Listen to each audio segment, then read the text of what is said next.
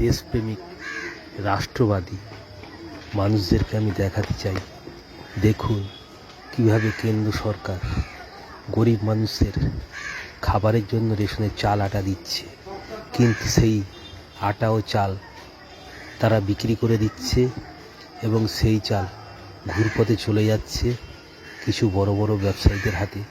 তারা আবার সেগুলো কোটি কোটি টাকায় বিক্রি করছে। তাহলে গরিব মানুষরা যদি চাল না খেয়ে সেটা বিক্রি করে দেয়, তাহলে রেশনে চাল দেওয়ার কি প্রয়োজন আছে?